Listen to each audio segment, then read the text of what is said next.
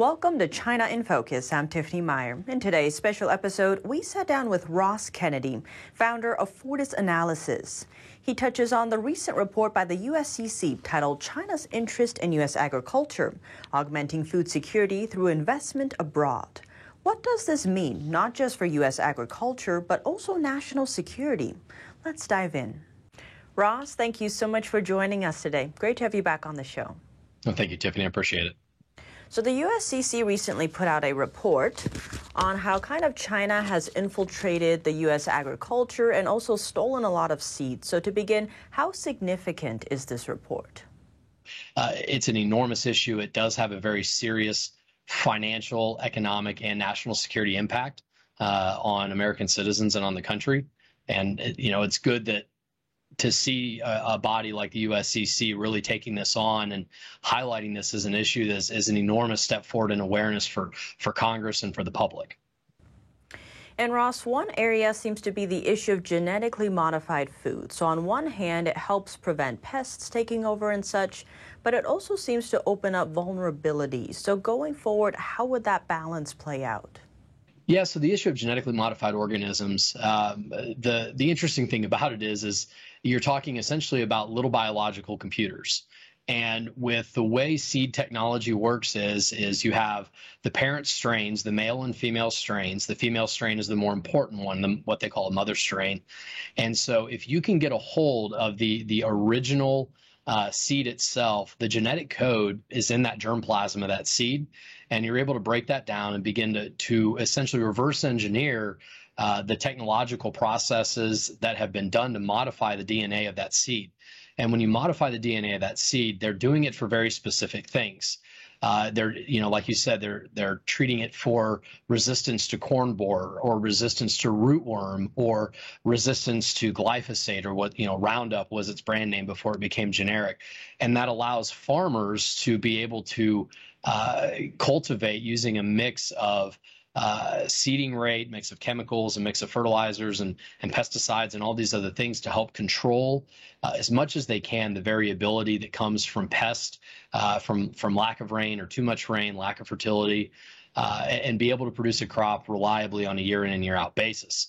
So if you're able to, quote unquote, crack the code of a genetically modified organism, then you would be able to steal hundreds of millions or even billions of dollars of intellectual property that a company like a Bayer or Syngenta, prior to being sold to a Chinese conglomerate, in recent years.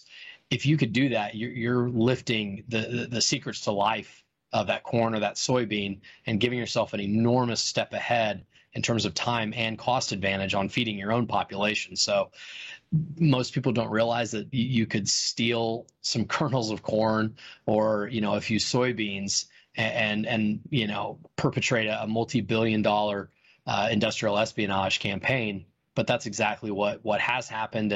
And that's just one way of many in which that threat just continues to be something that a lot of people do worry about behind the scenes. And Ross, how widespread is this? Who's behind these seeds? And on the flip side, what is China trying to get out of it by stealing them? Well, in the U.S., we only have a few. Globally, it's called the Big Six. And the Big Six is really about the Big Four, because a couple are Big Three, even because a couple of these companies have merged, like Bayer and Monsanto. Dow and DuPont have merged their agriculture and chemical operations. So all the R&D, of course, has merged with it. China does now own Syngenta, which was a Swiss company, has a very large U.S. footprint out in the Research Triangle of North Carolina. But we're really down to 3 or 4 of these big companies. Those big companies are the ones that do the billion-dollar genetic research and really devise and develop the ability. But then what they do is they sell that germplasm, they sell their seed strains to other companies that license that technology from them. They license the seed genetics and they mix it up with their own to produce maybe their own proprietary hybrids of, say, corn. But still, the mother strain of that female strain that possesses all of the traits of that particular plant or that particular technology that's been modified into that plant, then you would need to get access to a seed plot or something that's run by one of those companies. So very, very small group of companies at the top that control a great deal of the food production of this country from a grains and oilseed side. And so being able to, intercept technology from one of them or be able to get access to some of that in a way that they didn't even know it. Now you're talking about a 1.4 billion mouth to feed market in a place like China that used to have to buy American and European genetic technology. And now they have the means to do their own and race ahead and provide that to the rest of the world and undermine U.S. efforts in that way as well. So it becomes a lot more complicated when you've only got just a couple of companies that really control all of this, and you really only need to, penetrate or create problems with one. And Ross, the USCC report notes that in 2020, the U.S. exported $1.62 billion worth of seeds. And so what would be the consequences of China's theft? So China has a very, I think as most people who really follow the country and the geopolitics around China know, it has a very peculiar relationship with food security. It is an enormous emphasis in that country. It always has been. I don't think anybody forgets the famines, of the early, the mid to late part of the 20th century. And so in that country, possessing the means to increase their own domestic food security is job number one. And lying, stealing, bartering, whatever it takes to get that technology, China has proven willing to do. But it also enables them, even as they develop that technology for their domestic market, it allows them to go to other places like Africa, for example, where the access to and the means of growing more reliable, more robust, more modern type crops and utilizing more modern cropping methods would go a long ways towards helping lift Africa out of poverty in a lot of places where they've got great farmland, very, very hardworking people, but they don't have access to a lot of the modern technology because fundamentally they don't have access to a lot of the seed technology. So for China to steal it from the U.S., develop indigenous versions of their own, and then export some of that to Africa, in the same way they would export construction technology for Belt and Road. You could also do Belt and Road with food and with energy. And it's a massive diplomatic lever in a lot of places where China could come in and say, hey, we can give the farm equipment, the methods, the machinery, and this very expensive intellectual property. We can provide this all to you to lift yourselves up out of food issues or food poverty. But we want access to these critical minerals, or we want to build a military base on your shoreline, or whatever it may be. It's a very powerful lever, and it's a more powerful lever in version of the way the U.S. says, hey, we'll give you some bags of wheat or some bags of rice to help feed yourselves. This is China saying, we're not going to give you a fish, we're going to teach you to fish, but we want something very valuable in return. And so that is one way in which internationally theft of American agriculture intellectual property has a direct line to undermining American diplomatic and national security efforts worldwide. And Ross, given all these different parameters, say national security and even now the diplomacy risks, what can the U.S. do to really prevent China's theft?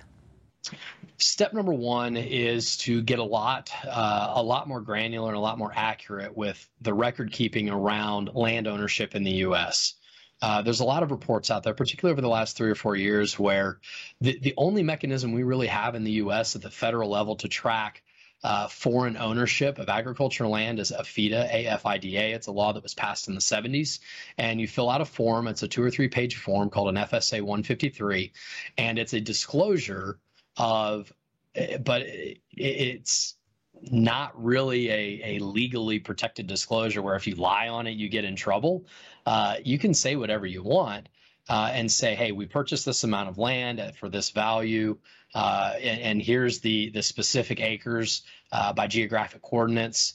But not only can you obfuscate or just refuse to file it, which there's really not a penalty for, you're also now seeing very opaque networks of entities involved that don't have the same disclosure. So if I'm a Chinese entity that wants to own 1,000 acres in Illinois, it would be very easy for me to set up a company that's domiciled in Hong Kong, have that company in Hong Kong be connected at arm's length in some way to an entity in the British Virgin Islands or maybe the Bahamas, and then that entity goes and takes a position in a joint venture in the U.S. with another institution, and then that joint venture sets up another entity, and then that goes and buys the land. And so you have this vast web of very complex entities and transactions involved here that are not accurate at the federal level. And require an unbelievable amount of due diligence just to dig into a single land deal, somewhere in Wyoming or somewhere in Iowa or somewhere in North Dakota, to be able to figure out what the real, genuine, ultimate beneficiary or beneficial interest and what that country of origin is. So step one, make that process a lot more, A, mandatory, B, hook some teeth to it. To where if you lie or you refuse to disclose, you're punished for it.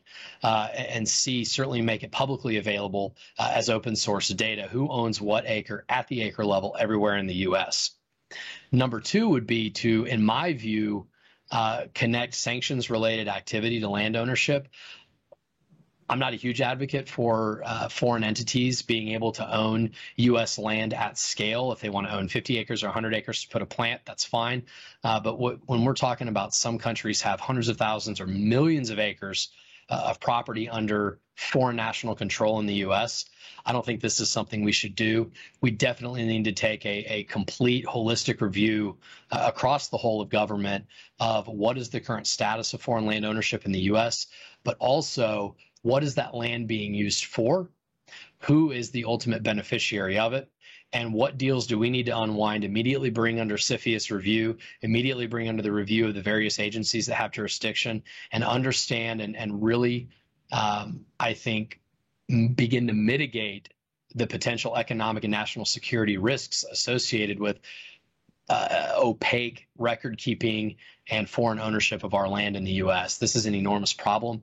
It's not one that's going away, and it's certainly one that the U.S. government has resources available to do more with, and they should be doing more with it. Ross, thank you so much for joining us today. Great to have you on the show. Thank you, Tiffany. That was Ross Kennedy, founder of Fortis Analysis. And for those watching our full episode, joining us after the break, Richard Bitzinger, independent international security analyst. He touches on the changes in the Indo-Pacific region. Our full episodes can be watched on our partner platform at Bok TV. To sign up, please click the link down below. Thanks for watching China in Focus. I'm Tiffany Meyer, and see you soon.